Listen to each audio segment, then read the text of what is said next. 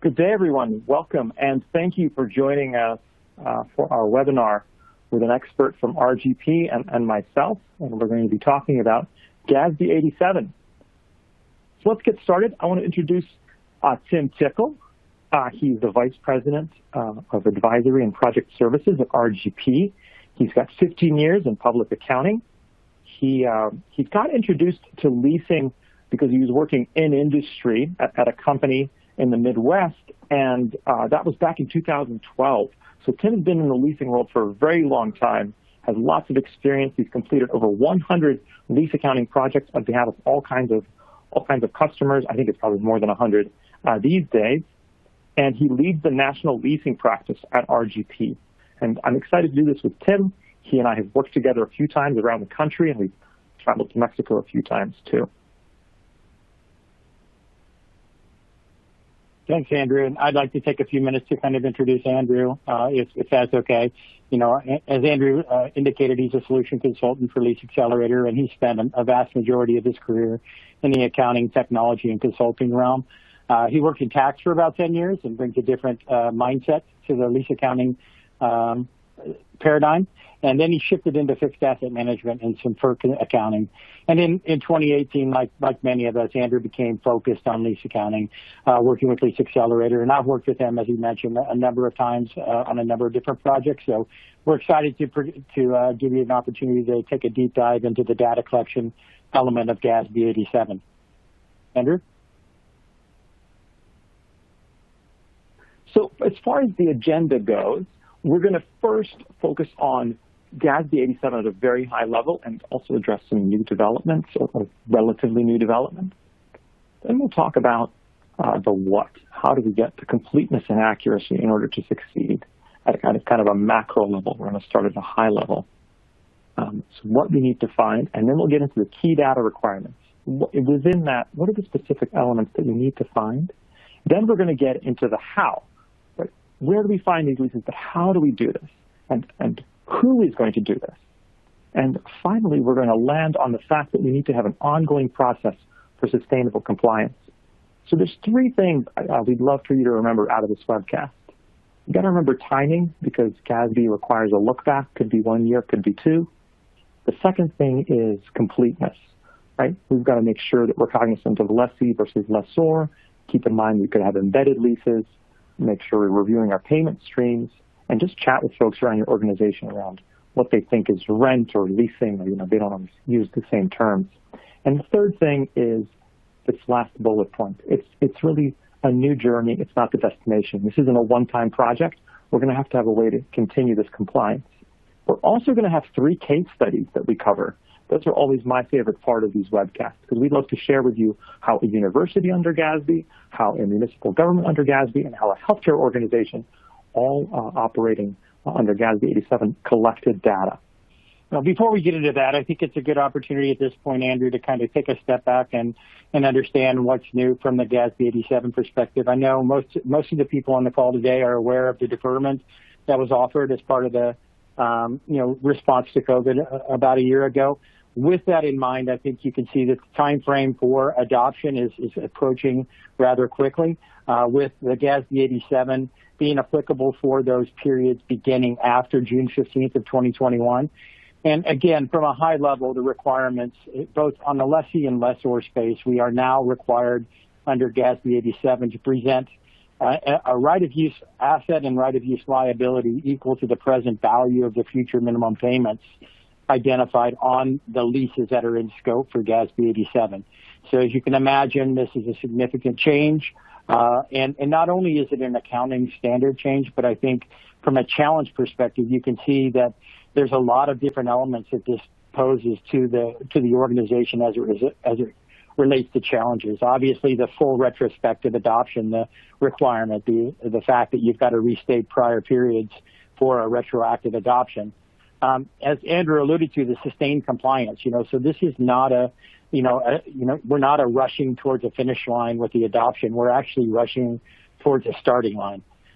So we have to keep in mind that whatever data that we do gather as part of this exercise, we do need to have processes and controls in place to sustain the reliability and the accuracy of that data over time. Now, obviously, within governments and municipalities, as well as larger universities and healthcare, there's a number of disparate data sources that have to be taken into account, whether it's actually looking at the physical contracts themselves and identifying them, to identifying, reliable upstream sources of data that could potentially be used to simplify this effort. So we'll talk about that more during the discussion. There's obviously a potential system implementation with a new adoption implementation coming forth. And I think lastly, I'll just indicate what we see is with these adoption is that this is a cross-functional transformation effort. In order to sustain compliance, not only is finance and accounting going to have to do things differently, but other parts of your organization, like procurement or your real estate offices or land management groups, are going to have to do things a little bit differently going forward to actually ensure that we sustain compliance with this. So, there is a cross-functional impact of this standard. Next, I want to bring something up because I think that from a data collection perspective, it's relevant to this discussion, and that's the GASB 96 adoption, which is slated from a time period 1 year after GASB 87.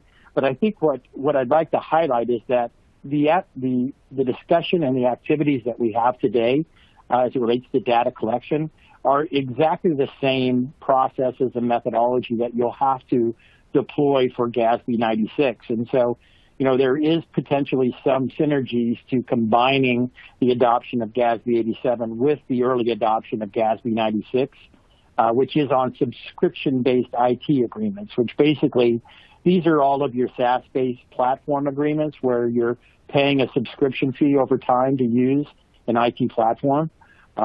Just like the leases, you are now required to recognize the subscription asset and liability equal to that present value of those future payments on those agreements. So again, the same challenges that you can consider from a GASB 87 perspective are applicable from a GASB 96. We still have sustained compliance to deal with, data in many different sources, potential system implementation and then that cross-functional impact. So I would just highlight here that as you're thinking about GASB 87, it's probably a good idea to think about how we'll go about the process for gathering the information for GASB 96. And it might be useful and cost efficient to duplicate or to combine those efforts to ensure that, ultimately you're ready for both standards when the timing comes. But before we get into the meat of this, I think we want to start with a polling question. And Andrew, I'll let you take it from here. I want to get a sense of kind of who we're talking to here and for you to see what your peers are like and understand what roles are you playing in your leasing portfolio. So as we discussed, Andrew, I think that we do see a mix is a significant proportion there. For those organizations that aren't sure, I think that's part of the initial kind of discovery component with the adoption is understanding what is part of your portfolio, because at the end of the day, the solution that you decide has to be sufficient to manage your entire portfolio and to make sure that you get the accounting right. So otherwise, I think, this is kind of what I expected. I don't know about you, Andrew. Yeah, I would have guessed that A would have been number 2 as well, because sometimes we meet customers and yes, they have lesser activity, but it's 1 or 2, right? They have 1 or 2 subleases or, it's not really all that significant. So effectively, the weight of this new standard is going to fall on the lessee side. All right. So thank you, everyone, for making that selection. So let's start focusing on what we need to collect. So what is the initial population of leases you need to gather in order to meet that compliance requirement, as well as those retrospective disclosure requirements? So what do we need to gather at the high level? The thing here is it's not so much what you need to gather. We also have to start being cognizant of what doesn't matter. Let's make this easy on ourselves. Some things may be immaterial, some leases may be short-term, and we want to keep that in mind as we're thinking about this to make this project as focused as you desire and as tenable given your resources. And Andrew, I think that's a good point, because I think that, in my experience working with a number of different organizations, people tend to go out there and start data collecting immediately. Here's what we know we have. Let's start gathering everything we have. Well, to that point, I think that, there are some mechanisms within the standard itself that could reduce the scope of what you actually have to gather. And so going through and kind of doing the legwork on the front end to understand, what's in your portfolio, what are my, materiality elections, doing an analysis for potential short-term leases, et cetera, can reduce the scope of what you end up gathering. But at a very high level, and again, this is not rocket science, from a complete and accurate perspective, your external auditor is going to expect that not only you have a complete and accurate lease population, but two, you can produce some documentation to support that. And what we see is that typically falls into two areas. One is validating the leases that we already know that we have, and that would be our identified leases. And the way that we do that is we typically look and see, maybe starting with our prior year disclosure, what is our inventory of leases that we have currently, and validating that those are all, accurate. And that may be doing a sample random contract review to determine that data is, accurate and that listing is sufficient. And then we couple that with some procedures or activities to find the unidentified leases. So in reality, these are leases that have missed that disclosure in the past, maybe have fallen into the embedded lease category, where, a lot of organizations didn't necessarily identify those under the old GASB standard. So, what do we do in that, to identify those unidentified leases? Well, there's going to be some transactions that are leases that for some reason or another just missed the listing. And those are typically items that we find through an AP analysis, looking at some data analytics to determine whether or not, the payment history over time looks like a lease, and then kind of, sampling that information back to a contract to determine if it's there, an actual lease. But there's that second component, which is the embedded leases. And again, those that aren't aware, embedded leases are contracts that involve the use of an asset that qualifies for the GASB 87 treatment, although the contract itself may not look or smell like a lease.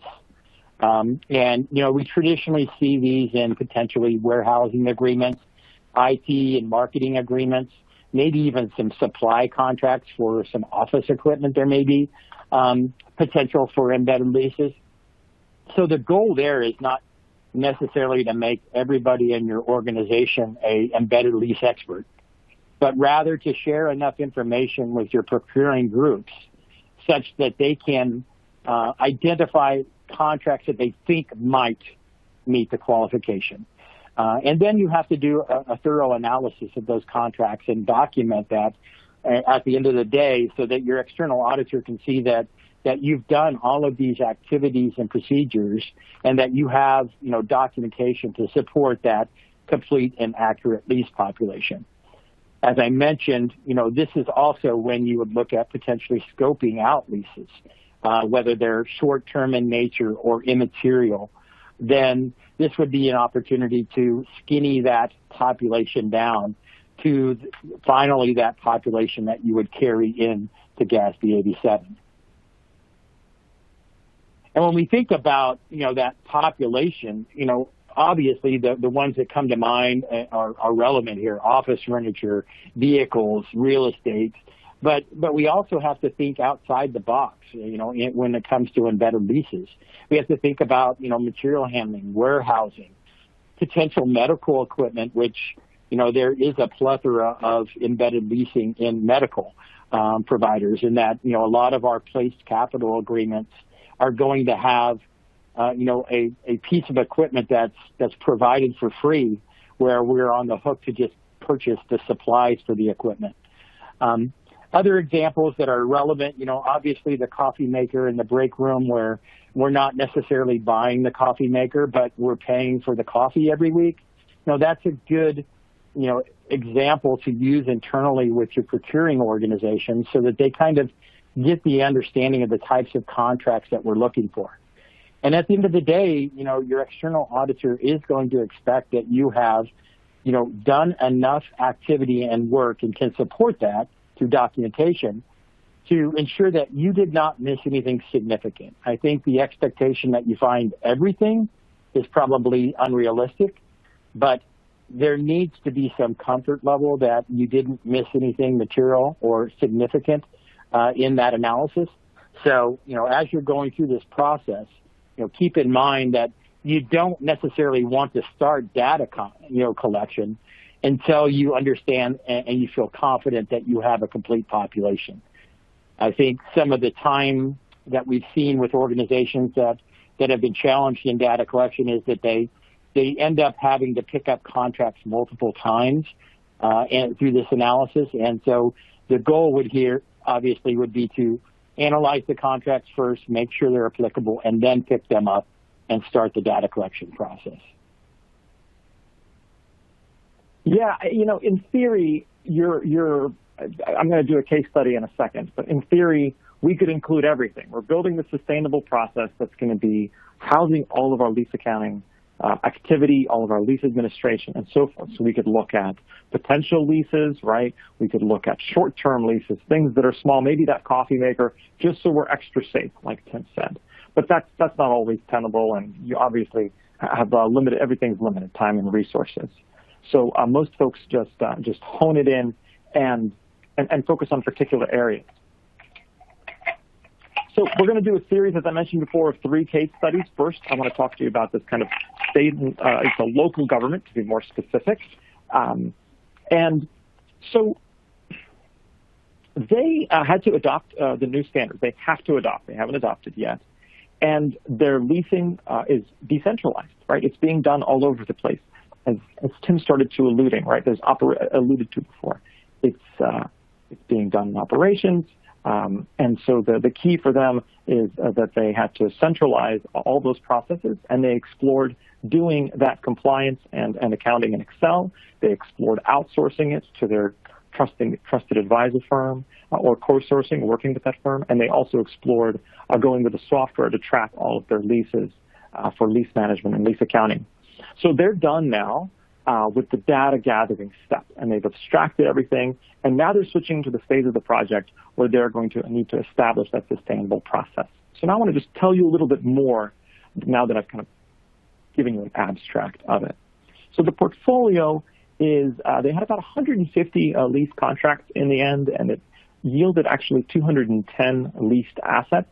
So keep in mind that the standard requires asset level accounting where relevant. And so they had some leases that contained equipment that was significant enough where we had to break it apart and track it separately. So the types of assets they had buildings, the land, they had some vehicles, and they also had an airport. So the airport's interesting because that's where they were leasing out hangars, and so they had lessor activity as well. So what they did to collect all of this information was all their real estate leases where they're the lessor were in one spot. And the equipment, however, was housed and leased across multiple departments, so they have to go to different areas for that one. They gathered as much as they could at first, just by basically going around the departments. Then they reviewed the recurring payments, as Tim has explained, to see, what else are there kind of these recurring payments that may be rent, it may be, payment to a vendor where that asset does start to matter for us. They're 630 year end. So if we think about their time frame, 630 calendar year end, so they need to adopt by 6/30/2022. Their goal was to get a rough calculation ready about 18 months before they needed to actually adopt. And they need to do a 1-year look back. So their specific goal was to have all the data gathered and abstracted by the end of February 2021, so that then they could be ready in advance of 6/30/2021. The things they faced as far as challenges or hurdles is that, they told us it was difficult to know where to look first, what to look for first. They wish they had kind of had more of a guide. That initial round of gathering contracts wasn't enough. Some of the older real estate leases were missing. Some of them were missing pieces. They were missing some amendments, and so they had to go back. When they looked at the recurring payment streams, they found some additional leases, but even that wasn't enough. That there were actually other vehicles specifically they found, because when they were done, they knew they leased ambulances, and the ambulances weren't included, so it was just kind of a common sense check. They said it was difficult to get other departments to respond to their requests, as lease accounting is not a priority for everyone, right? And I'm sure you can empathize with that, right? We have to gather things from departments that aren't in accounting, and they have other priorities than we do. What they learned and the results of the project was that they thought they had started early enough. In fact, they talked to the state that they're in, and they started earlier than the state and the other government that they kind of liaised and checked in with, but they wish they had started even earlier. Their goal was to have that, remember that, 18 months in advance to get up to a rough estimate. They also wish in hindsight that they had determined where their leases would be housed in the end before doing all the abstraction. So they kind of wish they had known where all the data would land while abstracting, and in fact, before abstracting. But they still came close to the estimate, which was really interesting in this case study, because most of the time what we found is folks lease more than they think they do, and the estimate is usually a little bit under or significantly under. I mean, Tim, how does this compare to the type of projects that you've done? I think it's very, very kind of a good, clear example of what you can expect in the process. Obviously, I think that some other areas to consider, especially in the state and local government, is ensuring that the contracts actually meet the qualification of GASB 87. I think we've worked with a couple of organizations that felt that they had hundreds and hundreds of land leases that and that once we got into and actually looked at the specific contracts, we were able to identify them as access rights as opposed to land leases, which would disqualify them from GASB 87. So again, reducing the scope of the data that ultimately was collected. So I think it's a pretty indicative example of what you would expect in that space. Let's do the next polling question. I'm really curious to hear the folks that are kind enough to spare some time to listen and learn about this. I want to know where you are in your adoption process. This is kind of what I expected, right? I'm excited that folks are starting to gather the data. Quite honestly, I'm glad the majority of you are already kind of into it and have started at least some preliminary explorations, and started the internal projects. We didn't want to give you too many options and go through the entire alphabet, because I know sometimes you've started the internal project, you're gathering data, and maybe you're exploring some kind of technology where you would house these leases. I don't know, Tim, anything else jump out at you? Anything you want to comment on the results? No, I think that those that are starting to gather data, I think the only recommendation I would have is make sure that you have a plan for how you're doing that. So a lot of organizations may just send out, a blanket email to the procurement organizations or other supporting orgs and say, look, we're doing this project. We need all your leases, right? I think that, the more appropriate way would be to start with a list in mind. And again, that usually is a disclosure listing that maybe has been used. And then, add to that as applicable, so that you're not just trying to boil the ocean from sending in everything that's out there, that you're systematically and methodically kind of going through a process to build out that landscape of leases that you have. And that would be the only cautionary item that I would throw out there, is just make sure that you have a plan in place for how you're gathering that data.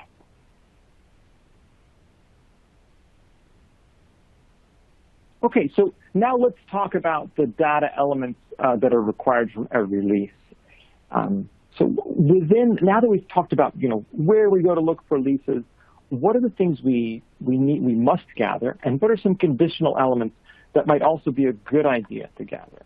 Let's get more and more specific, and then we're going to get into the how and the who, and kind of outline, because it's some things you don't have to gather, but it's a good idea to, because down the line they may become very important if certain lease changes occur or other types of events take place.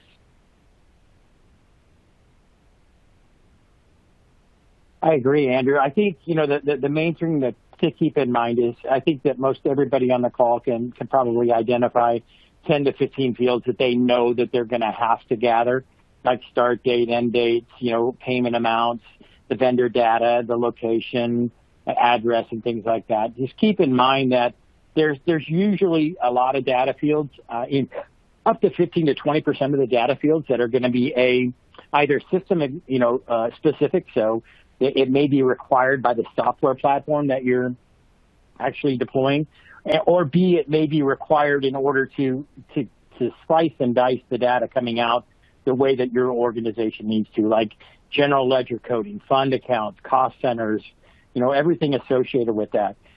That ultimately gets appended to each and every lease in order for the system to be able to, derive the journal entries in the way that you need them. What I'd also kind of keep in mind at a high level that depending on how you plan on using the platform, there are several organizations that are purely getting accounting. And so that's going to limit the number of data fields that you actually have to capture.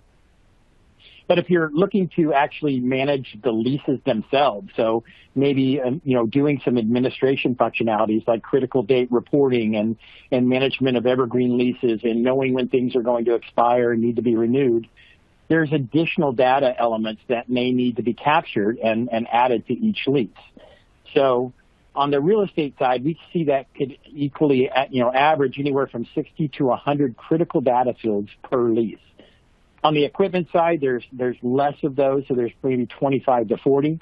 But I think the challenge there is obviously, identifying what your needs are internally, and that's going to be, based upon how you plan on using the software tool that you choose. And then ultimately, getting to those data elements in the most quick and efficient way. And as I mentioned, with those estimates that are in place there of 60 to 100 critical data fields, if we think of the typical portfolio, and this is an example of about 100 leases where 80 of them are real estate and 20 of them are equipment. What we typically see is, first of all, real estate leases are much more complex. There's additional data fields that usually have to do with options and renewals that have to be captured. And so you can expect up to 3 hours per real estate lease to read that lease and to capture the data elements in a upload template, or in this case, an Excel spreadsheet. In the same exercise, when it's done on an equipment lease, is usually 1 to 2 hours. But in the example that's provided here, as you can see, just for 100 leases, we can estimate that it's going to take about 280 hours to gather the data elements. So that's, a good almost 2 full months of one person doing this full time. Now, as you can imagine, the implementation timetables that are out there for most of the platforms require you to get this data quicker than that. And so, you typically find a need to gather these data elements in a 4 to 6 week time period in order to meet the implementation timetables and also to keep this project from, turning into a 6-9 month, 1 year journey. So when you go through this analysis, once you kind of captured that initial population, I think at a very high level, you can begin to understand what is the level of effort that's going to be necessary for you to actually pull together all the data elements.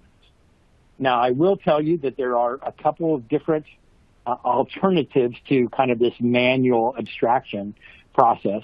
And we call that, the first one is extracting data. And that is typically used when, we already have existing repositories of data. Examples may include maybe our land management group or real estate office is using a platform for real estate administration. And it's maybe not doing accounting, but for the most part, we can leverage those systems to pull data that's necessary for ultimately the lease accounting. Another example of an extraction process would be a vendor repository. Sometimes we ask vendors to manage large portfolios of assets, like maybe a copier MSA. And if there is a significant number of assets underneath that agreement, likelihood is that vendor is tracking all of that at the asset level. And so we can typically leverage, their existing data repositories and ask them to provide an extract or a dump of that data. And then rather than, reading a contract and populating an upload template, we can simply do a data mapping exercise. Now, I will tell you that in either case, there is going to be that kind of 15 to 20% of the data that you'll actually have to go in there and add, regardless of whether you're reading the contract or extracting data. That accounting information that I spoke of, like general ledger accounts, fund numbers, cost centers, departments, categories, etc., that typically is something that has to be manually entered. And so just keep in mind that in either case, there typically is kind of a pending process that has to be done to the data to make it complete for the system. Andrew, anything you'd like to add from that? Yeah, I agree. There is technology that abstracts things, but there will always be the 80-20 rule, and sometimes it's 80% of the time is still spent supplementing the technology that abstracted it, or if people abstracted it, right, you still have to have somebody double check it, and based on what I've seen. And I would add to that, your external auditors are going to expect that whatever process you go about pulling together the data, that there is a secondary review of that in some type of validation program. So just keep in mind that, we typically don't see organizations, abstract data directly into an upload template and then immediately ingest that into an accounting software. It typically goes through a secondary validation step. Again, that will add time to the process, so just keep that in mind. Now, as Andrew did on the state and local government side, I'd like to, at this point, kind of give you a brief synopsis of an example that we worked with recently with a large statewide university system and getting them prepared and ready to go for GASB 87. This was a large statewide university system. A significant amount of their leasing was in the real estate side, and that is, from a dollar perspective, where most of the anticipated impact of the new standard was going to be. With that in mind, so they had a relatively, thorough process for tracking their real estate leases. They used an internal platform to do all the administration. But on the equipment side, they had absolutely nothing to track that. And so, we had to go through all of the activities that I mentioned as far as, GL analytics, AP analytics, embedded lease analysis to derive an initial sample of leases that we felt was a complete listing. And then, once we looked at that listing and compared that to the value of the real estate portfolio, we were actually, in this case, able to make an argument to the external auditor that the entire equipment lease portfolio would be immaterial to the liability that was produced from the real estate portfolio. And so, again, that's an example of using scoping to reduce the amount of data collection. If we hadn't done that, obviously, we would have had to find all of the equipment contracts, abstract the data, and load them into a system, and then administer all of those leases over time. But because we were able to take a holistic view of this and make that argument, we were then able to kind of focus our data collection efforts on the real estate leases. And this is an example of where we used extraction technology. So we looked at the upstream system that they were using. We asked them to provide an extraction dump of the data, and we were able to map that into the system. And again, we had to go in and fill in missing data components because obviously it was not meant for accounting on the administration side. But for the most part, it saved a significant amount of time. We then spent some time working on validating that. So as you can imagine, since we were pulling data directly from an upstream system, we weren't actually validating it against the contract. So we took a sample of all that data that was in the upload templates, and we produced both a percentage coverage sample, which was based on the value of the liability, and an example of the random sample. And then ultimately, we validated and documented that. I think one of the cool things that we did here was that in order to kind of to be as cost efficient as possible, we actually leveraged the grad students that were part of the university system to actually do a lot of the data validation work and a lot of the data collection effort. So again, this was a way to keep the cost down and to leverage some kind of outside the box thought processes for how we got to ultimately a complete data set. This organization is now fully ready to go with their platform, and they're awaiting a July 1 adoption date this year. And, this is a success story for us in that, we were able to meet all the internal deadlines as well as budgetary constraints and also get the most efficient data collection effort in place. Yeah, just to build on that, technology is great, but sometimes you just do it with cheap labor, right? And do some of that work for collection or data entry with labor. I would strongly encourage you explore leveraging a third party to reduce the time commitment on the actual project, because there's people that this is all they do. There's entire departments that are sitting out there. They just abstract leases, and they're very, very good at it. They're very efficient, and the more important, the accuracy of all that is really, really high. But next, let's take a look. I'm really curious to see how many fiscal periods are you required to disclose on your financial statements? Yeah, I'm not surprised, Tim. I don't know about you, but most folks that I talk to are just one period back, not two. But I understand some of you are just getting started, so you don't know either. So what do you think? What have you seen? I would expect the majority to be either one or two fiscal periods, either the current period or they present a comparative period in their financial statements. I do know that some MD&A does include some summary leasing information. I think that at least the feedback that we've got from the GASB at this point is that you do not have to address the MD&A unless you want to. But at a minimum, you are required for anything that's presented in the face of financial statements to restate. All right, thanks everybody for voting. So next, let's take a look at the steps required. The how. How are we going to do this to gather all that required information and still be cognizant of completeness and accuracy? Yeah, thanks, Andrew. And I think the key here is to understand that data collection is an iterative process. It's not, just gathering the contracts. I think that's obviously the starting point. We have to organize and understand where all the lease documents are. But, that second step, which is developing a collection plan, that is when you're going to take a step back and you're going to say, look, do I have any of these alternative repositories of data that I can leverage? Do I have upstream systems or spreadsheets or vendors that may have some of the data that I need? And then to build a collection plan based upon that, the results of that. The third step is going to be abstracting and extracting the data, so actually populating the upload templates and getting all the information in there. And then, as I alluded to, prior to uploading or ingesting this in any system, your external auditors are going to expect that you do a secondary validation.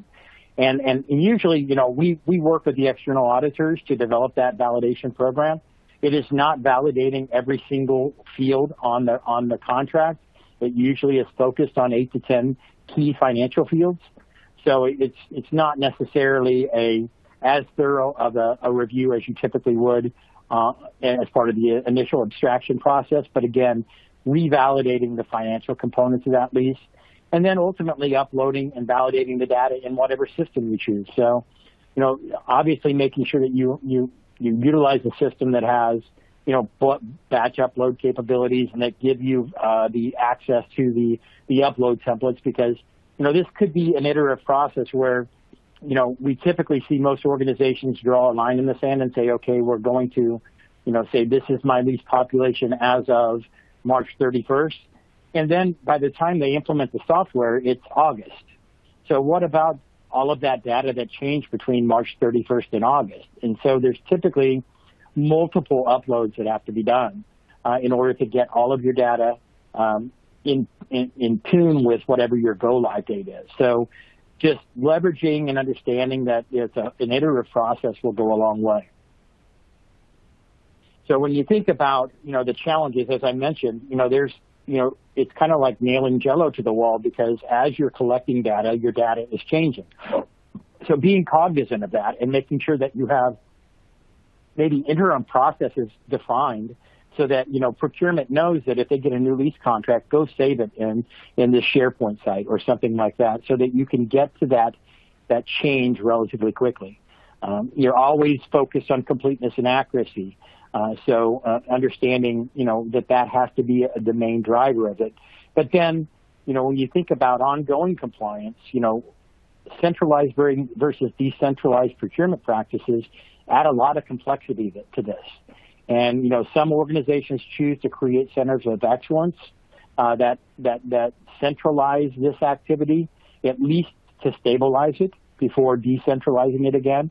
But keep in mind that, this is not just a one-time deal, and that, once you go live, you're going to need data capture as part of that. So it needs to be as most efficient and most controlled as possible. Andrew, anything to add there? No, I want to leave as much time for questions. So let's go ahead. Okay. So the last case study, and I won't go into much detail on this one, but it's a healthcare case study. So again, this was a healthcare organization that was affiliated with the state university system, so therefore they were under GASB. One of the unique challenges that we had here was obviously in the embedded lease space. So within the healthcare provider now, there usually is a plethora of those embedded leases where vendors, provide us an asset for free with the agreement that we purchase all the supplies and disposables from them. So, the challenge here was getting to a complete listing of embedded leases and then, going through the actual calculations to determine the fair market allocation or value allocation for each of those leases to determine what is the appropriate amount to put in the software system. So there were a number of hurdles that you had to overcome and actually technically analyze before you could actually do the data collection. I think another interesting part of this case study is that as we did with the university system, we were able to utilize interns to do data collection. So this was done over a summer and over a fall break, and so they were able to leverage interns that were in-house to do a lot of the data collection and to gather a lot of those embedded lease contracts. I think the end goal was realized. We got them ready. They're ready to go on GASB 87. They haven't adopted yet, but their system is being used for lease administration so that all of the changes are now going through the system. So when it does get to the date of actual transition, they are ready to go. The last polling question, and there is a minimum amount of time we have to display it and we have to do these. I'd love to jump to your questions, but what resources do you have to support data collection and abstraction? This is really important right now. Now the who. Who's going to do this? Yeah, I mean, most of you, like lots of the organizations I saw that signed up for this are not very large, right? But even though at the large organizations that we've worked with, it's not like there's all these folks that are able to take care of this, right? And even if you're taking care of leasing, you have a lot of other priorities that you're dealing with. So this is really what we had anticipated. I mean, why is it that you need to create a process to manage all that data and make sure that it's sustainable? Why is it that ongoing accuracy is important? And I think that the question itself explains it itself, right? Accuracy is very important.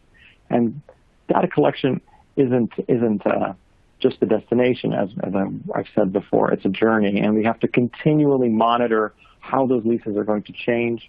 A Big Four study showed that 70% of leases change every single year in a significant enough way that we have to track them. So you're really learning about your lease portfolio and learning about how to continue to monitor your data on an ongoing basis and look out for leasehold improvements, various end-of-term events, and the such. So we wanted you to be cognizant of timing. There's three things again: the timing, the fact that you're complete, you're capturing everything, lessee, lessor, embedded leases, and so forth, and the fact that it's a journey, and a new journey you'll have to repeat year over year, sometimes every close, not just a one-time project. Yeah, I think that I'll take the first one there. Can we provide reference that GASB is not requiring entity to go back more than 2 years for full MD&A? unfortunately, they haven't promulgated that. And so what I will tell you is that we have a client who actually sits on the advisory board for the GASB, and they were the ones that basically informed us that they didn't have to necessarily do that. So again, I think at the end of the day, while it's not binding, that's the kind of guidance that we've been given. And so obviously, I think that hopefully they'll clarify that with some language coming out from them. I would, again, work with your external auditor to make sure they're comfortable with whatever decision you make. But that would be unfortunately, there's nothing promulgated yet by the GASB. Do you want to take one, Andrews? Yeah. So some of you are requesting reading materials to dive into debits and credits.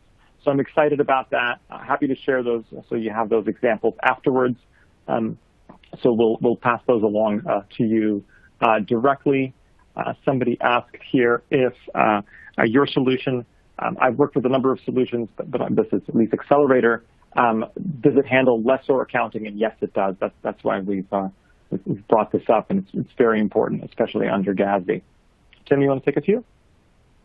Yeah, I think one that's relatively common is, what is the scope for materiality? And what I'll talk about in materiality is that obviously it's organization specific. But the one thing that's different with the leasing standards is that rather than it's not based on asset, it's based on liability. So, like you do on your fixed assets, there's a capitalization threshold that's usually based upon the value of the asset.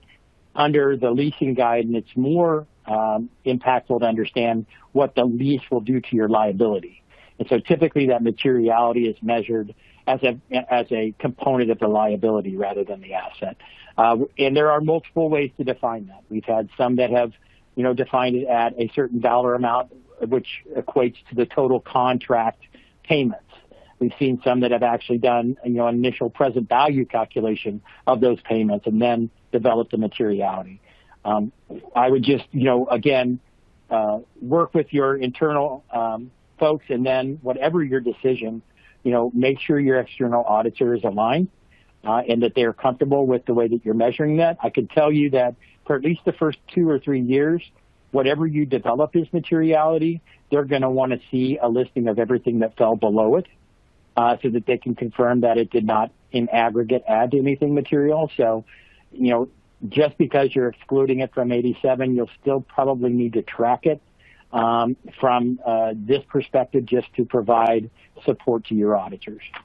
And then on behalf of everyone here at Lease Accelerator and on behalf of everyone at RGP, I want to wholeheartedly thank you for taking the time out of your busy schedules to attend, and I hope you have a fantastic day.